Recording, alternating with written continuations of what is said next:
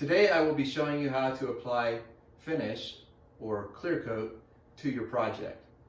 There are many kinds of finish that you can choose to work with, but today I'm going to be working with a satin finish that's oil-based. I'll show you a few of the things that you're going to need to do this. So first of all, you're going to need your project. You're also going to need a tack cloth or a rag to wipe off your project. You're going to need a brush to apply the finish and a stir stick to make sure that the finish is mixed well in the can before you start. I also like to have some sticks to set my project on when I'm done, which makes it less likely to stick to the table. Before you get started, you're going to want to decide which kind of finish that you're going to use. And there's a lot of things to consider when you're picking out your finish. I like the oil-based finishes because of the way that they go on. But with the oil-based finishes, you have to use chemicals to clean your brush. The water-based product works really nice. It does give you a good finish, and it allows you to clean your brushes more easily. It is a little bit more expensive, and it has somewhat of a milky color when you're applying it.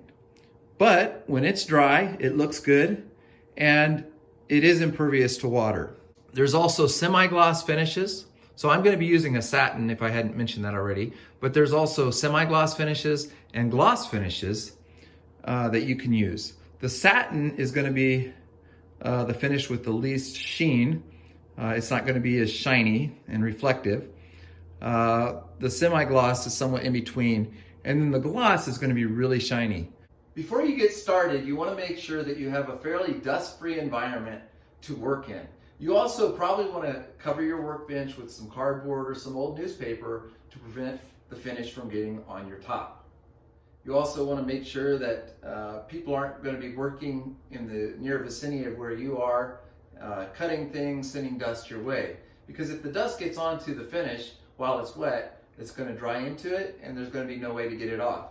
You also want to be careful not to splash lacquer thinner or anything onto your stained project because it will leave spots on there. Let's get started. This is brand new, so it's probably been on the shelf for a little while. So just like we did with the stain, we're going to want to mix it really well. You're going to make sure that there's no dust or anything on your stir stick. You can see it's a little thicker in the bottom. It's not too bad. It's kind of like honey at the bottom and more like oil on the top. And we're just going to mix that up really well.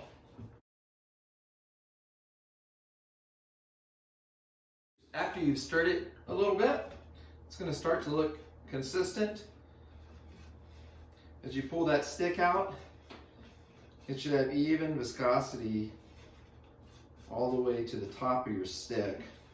If it's a lot more oily on the top, you still need to mix it some more.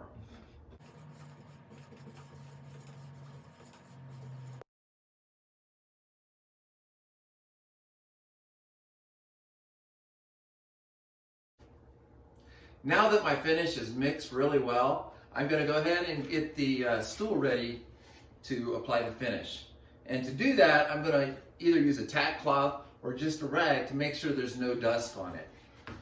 I have a clean rag here, the same type of t-shirt cloth that I use for applying stain. I can use that, and it really actually will do the job. Just want to make sure there's no dust on any of these parts.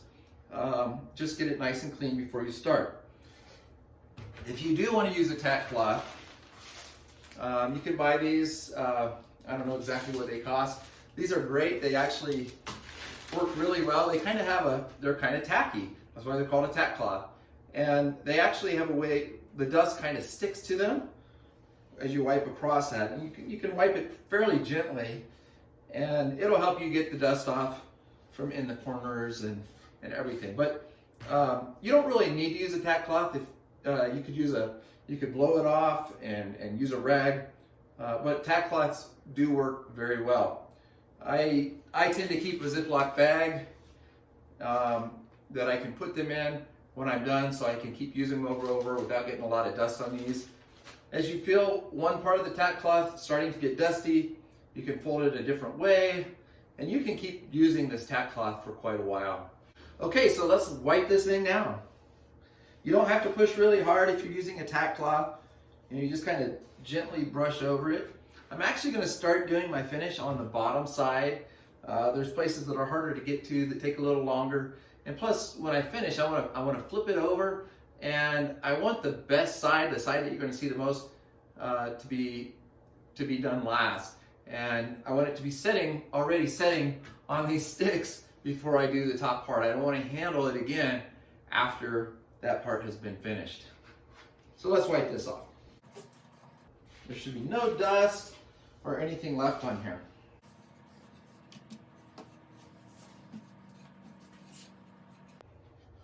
Okay, it looks good.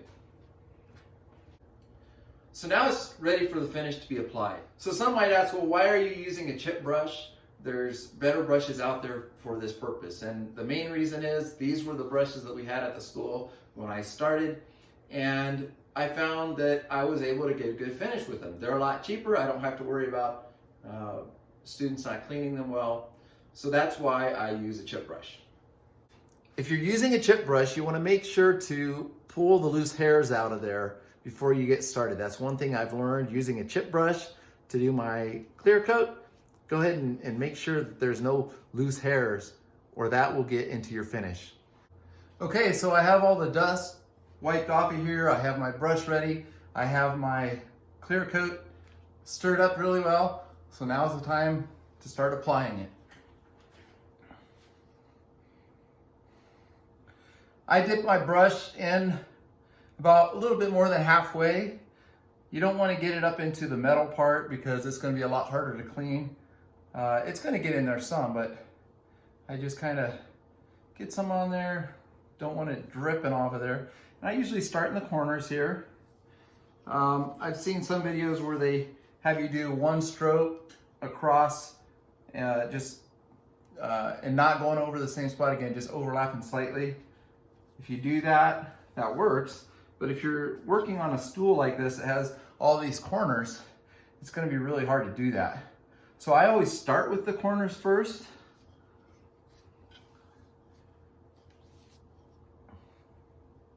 You don't want super thin coats, but you don't want it thick either because it's going to run, especially when you have these vertical parts. You want to go with the wood grain, but in these corners, it's kind of hard to do both. I'm going to go ahead and just get it started in these corners. I'm going to have to come back over it when I'm working into corners like this. Also, these parts here, these dados, I'm going to have to get it down inside of there. It's a little hard to do sitting. I normally stand over it, but for the video, I want you guys to see what I'm doing. I'm going to go ahead and finish this horizontal piece here first.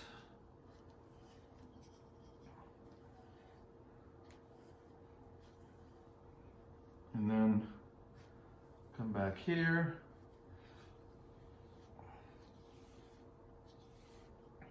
Get that vertical piece, vertical part.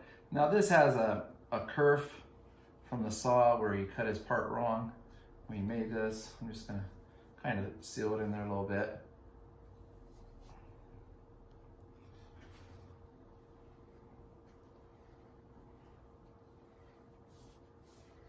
You should try to work in a fairly well ventilated area. There's a little dry spot here. If you look in the light, you can see places that you missed if you put it on too thin. So you should be able to see a reflection on the whole surface. Now in these corners now, it's a little thick, so I'm gonna go ahead and get down in there and work away from these places. Okay. Okay, it's pretty clean. It's not too thick. If you get it on too thick, it's gonna have runs where it's gonna run down, especially on the vertical surfaces. Okay, and I'm gonna go ahead and spin it around, and I'm gonna do the same to this side. And you kind of want to move fairly quickly as you're doing this. If it starts to dry, then it'll start getting sticky. Your brush will start sticking to it and you don't want it to start drying while you're still putting it on, or you're going to have all kinds of problems.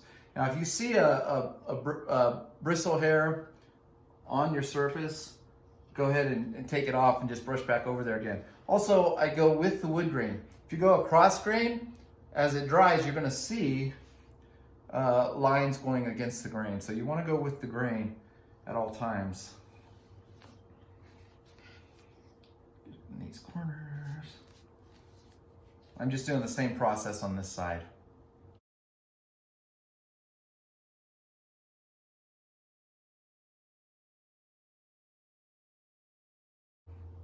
There really is, you don't have to finish the bottom. In fact, if you do finish the bottom, it's going to want to stick to the table or the boards that you're letting it dry on.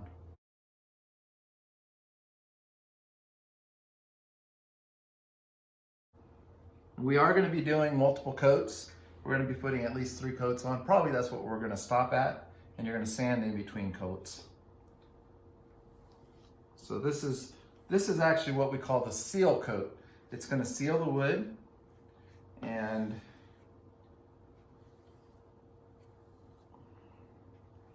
it's going to actually probably cause the wood grain fibers to rise up a little bit. And when it dries, those fibers are going to dry like that, and it's going to feel a little bit bumpy, a little bit rough. So after the seal coat's on, after it dries, we're going to sand it really lightly with the fine grit sandpaper to knock those burrs off. The second coat, when we put the second coat on, the fibers won't raise like that because they're already sealed with the first coat. So the second coat is going to go on a lot more smoothly than this one.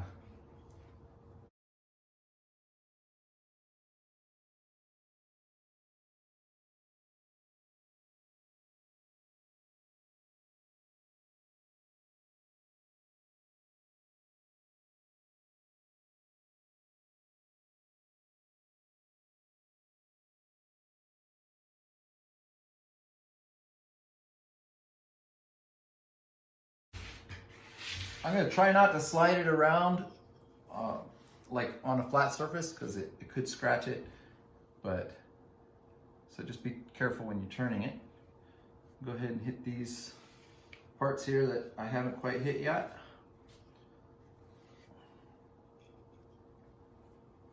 Then we're going to have to flip it over. And actually we could do these parts when it's flipped, as long as the bottom's done.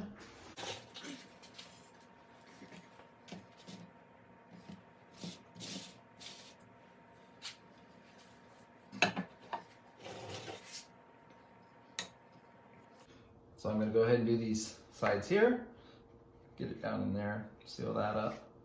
And if you didn't hit this edge, probably want to go ahead and do that. But I'll go ahead and go with the grain again one more time there.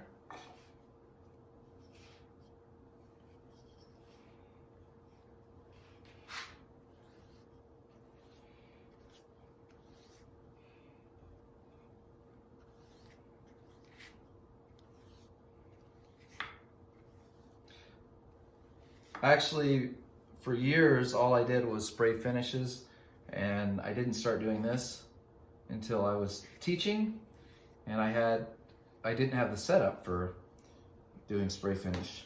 So I do like doing spray finishes, but I have found this brush on stuff works really well. You can get a nice finish. It's a little more difficult to accomplish, in my opinion, but like I said, you can get a really nice finish like this, and really you don't have to clean up and everything. It's a lot easier when you're doing the brush on finish. And I'm just doing the same thing on this side. Just make sure you get the whole thing covered. I think that was one of my problems in the past. Some students would miss spots. So you just want to be really cognizant of the fact that you want to get that whole thing covered.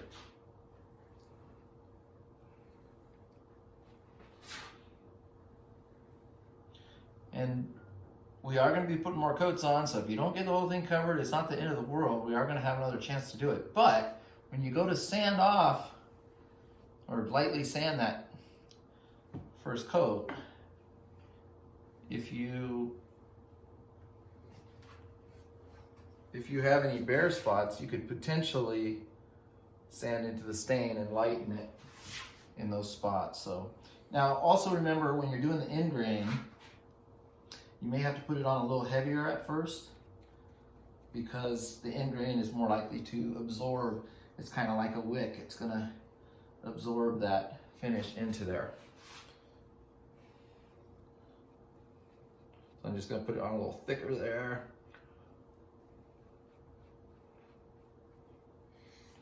I'll come back across like that. Now, be careful, if you go across like this and you hit the side, the leg here, it can leave lines across there. So if you do happen to hit the side of that when you're going across, make sure you come back again and do that, okay?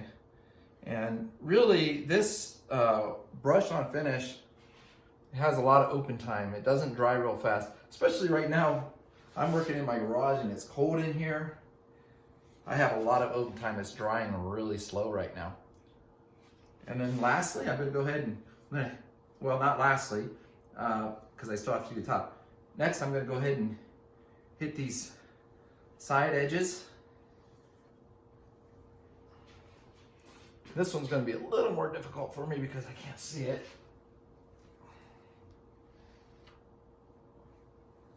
Normally I wouldn't have it set up quite this way.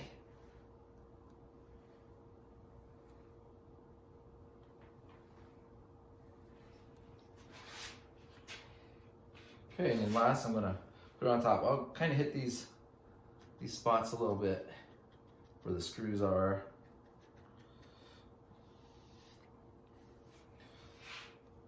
Now, this is the most important part. This is the most visible part. When I do this, there's probably gonna be some that drips over on the edge, and that's okay. I'm gonna go ahead and hit that one more time after I get this put on here. Like I said, be kind of looking at it in the light to see that reflection, to make sure that there's no spots that are dry.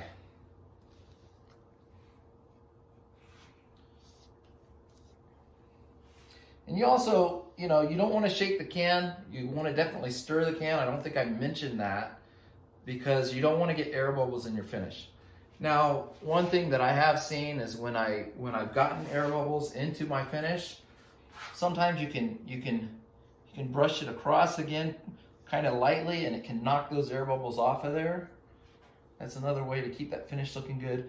That's one thing that's nice about this brush on. It does have open time. It doesn't dry immediately.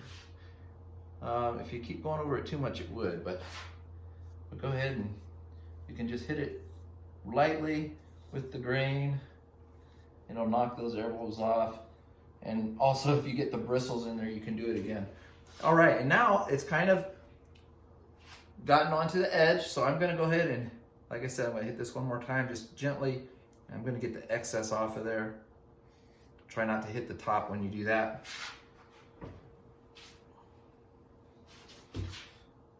And when you do that, I'll go ahead and put some of it off into the can, clean my brush out a little bit because it's pretty wet.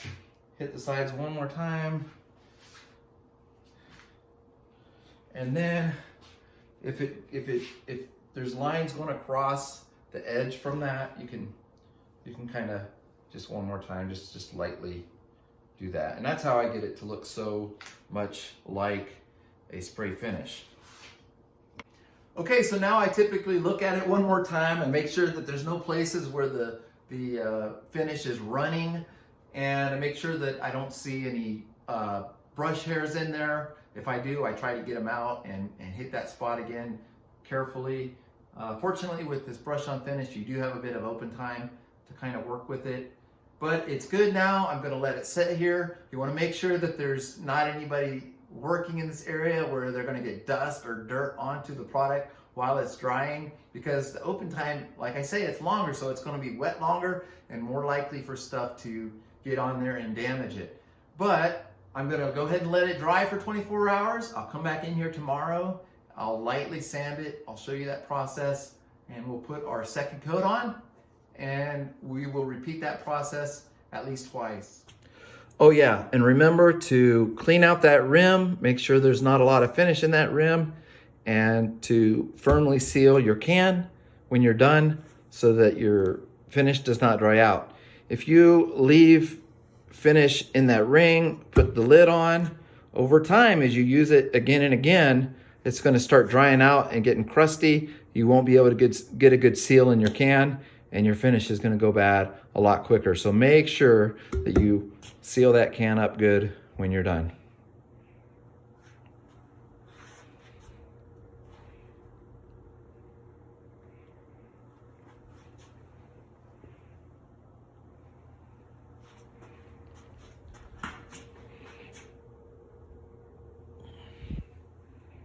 I've let the finish dry overnight, so now we're ready for the second coat. Before you get started, you might want to get your supplies together that you're going to need for this. You're going to obviously need to get out your clear coat again. You're going to need a clean paintbrush. It can be the same one you used if you clean it out properly with mineral spirits. You're going to need some sandpaper, like a very fine grit, like a 220 grit. I'm even probably going to use some that's already been used, so it's even less coarse than it would be new. Either a tap cloth or a rag to wipe off the dust, and your stir stick. You could also possibly need a razor blade, and I'll show you what I'm going to use that for, but that's only circumstantial. Before I move on, I'm just going to show you what this looks like a little bit closer. After the first coat, you can see that there's a slight sheen to it. That's your satin finish. It's going to look very much like this with our final coat, but we are going to go ahead and put 2 more coats on to give it more protection. I did notice a couple flaws from my first coat of finish, which fortunately, since we're putting on more finish, we can correct. Also, if you rub your hand across it, you're going to feel, this is actually pretty smooth, but you're going to feel a few particles in the finish in your first coat. Because it's your seal coat, there are going to be places where the wood grain fibers rose up and dried in that position. Another thing I want to point out, just above my thumb, there is a hair, like a bristle from the brush that was left in there that I missed yesterday. So what I would do with that is probably just take it off with your fingernail.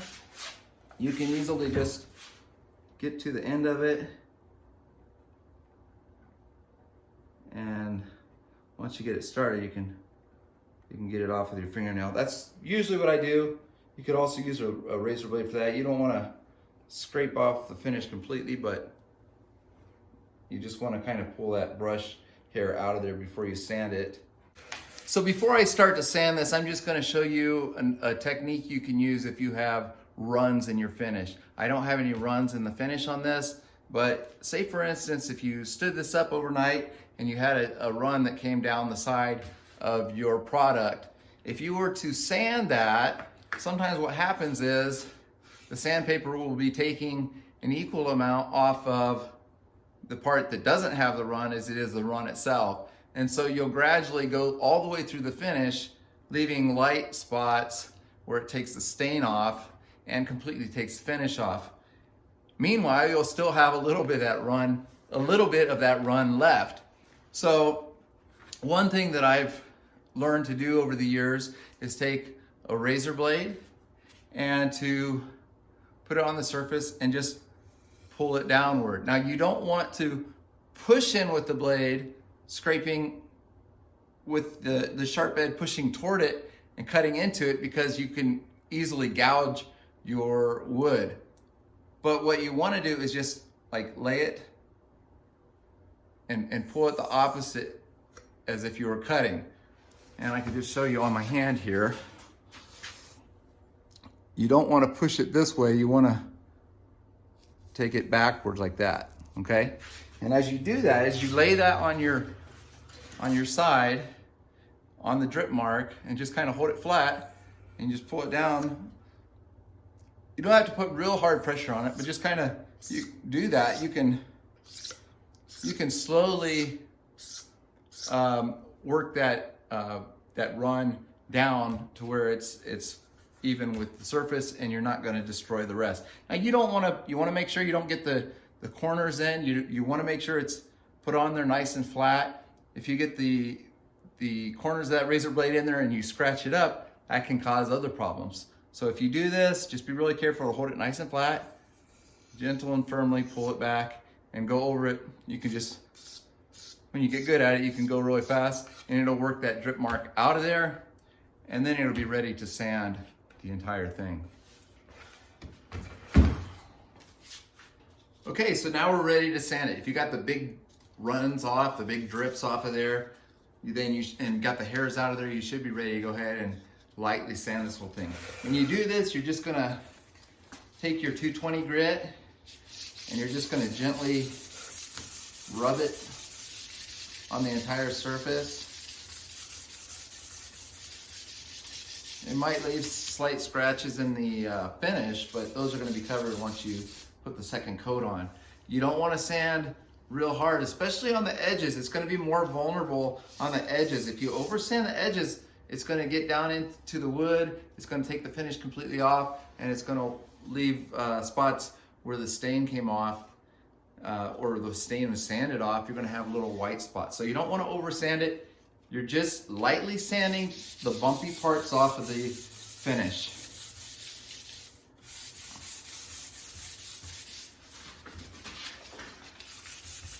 I usually like to have a light on it to where I can see what I'm doing better. Scuffing it up also helps the second coat adhere to it a little bit.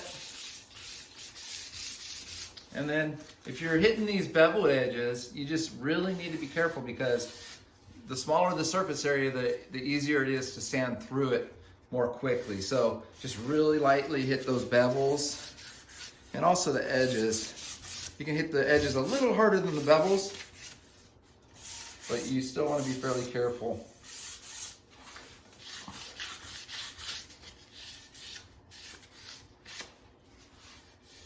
Okay, I'm gonna sand the rest here.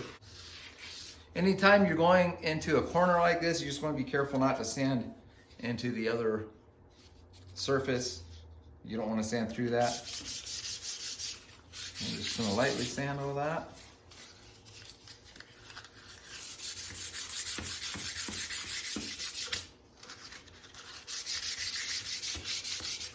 Just making it smooth.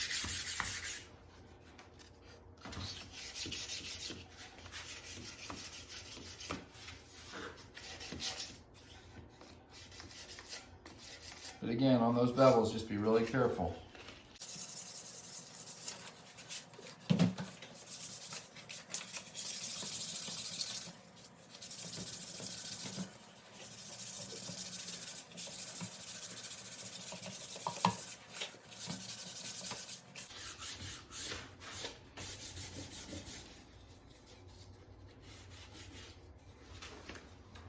I guess I do have a little bit of a run right there.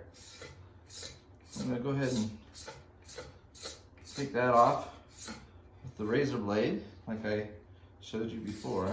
It's just a slight run.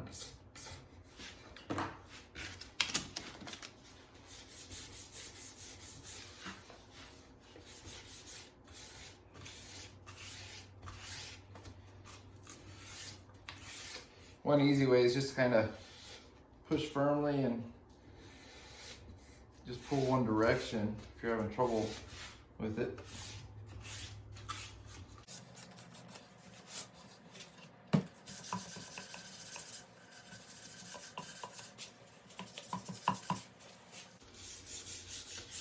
So you're basically going to do that to the entire surface. You should completely sand every surface and make sure that there's no bumpy fibers sticking up. I've completely sanded the entire product now. So once again, we're going to take your tack cloth or just a rag, and you're going to get all the dust off. And make sure to cover every inch of it.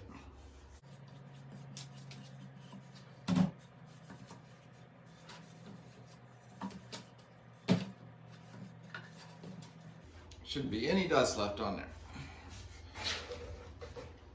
Now that you've sanded your seal coat and you've cleaned all the dust off of it, you're ready for your next coat of finish.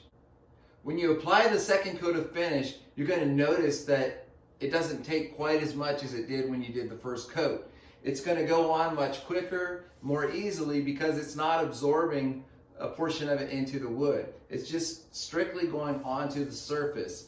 So this second coat is going to go on a lot thinner and a lot quicker. Actually, there's something that I didn't mention yesterday that I thought I would today. There's a product out there called Wipe-On Poly, and it's basically a wipe-on polyurethane. It's very similar to this, but you're able to wipe it on with a rag. That is a good product to use, but it's over twice as expensive as the product that we're looking at right here. It also usually takes a bit more coats because it goes on thinner.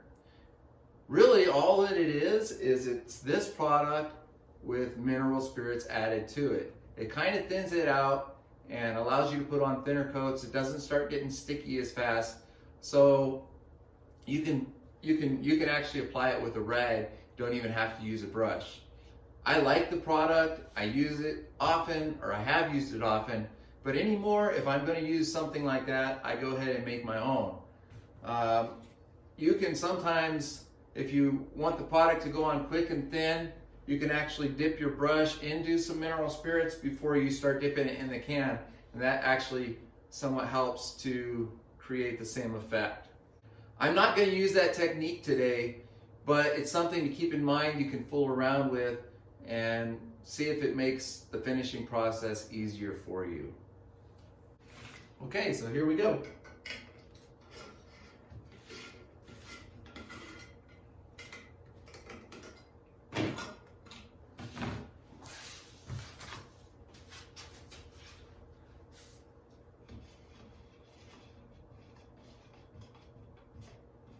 As you can see, it's actually pretty good already, so really probably don't need to stir it if you put your finish on the next day, but thought I would check it.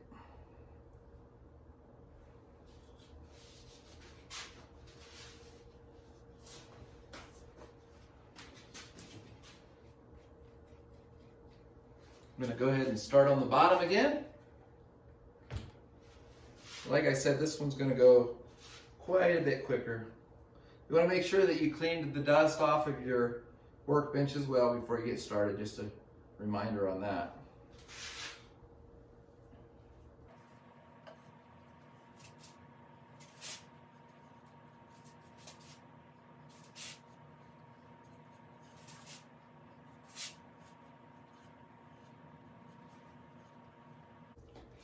So basically, I'm going to finish up putting it on the same way I did yesterday. I'm going to flip it over, I'm going to put it on my sticks, and then I'm going to do the top, and I'm going to let it dry for 24 more hours.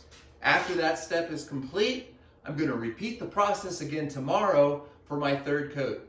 If that third coat comes out looking good, you're done. Well, now you know the basics of how to apply a brush-on finish.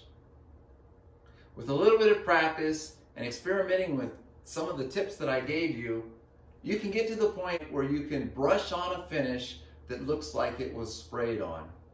Any problems that you've come across that I haven't addressed, go ahead and get in touch with me and I'll try to help you out. Good luck!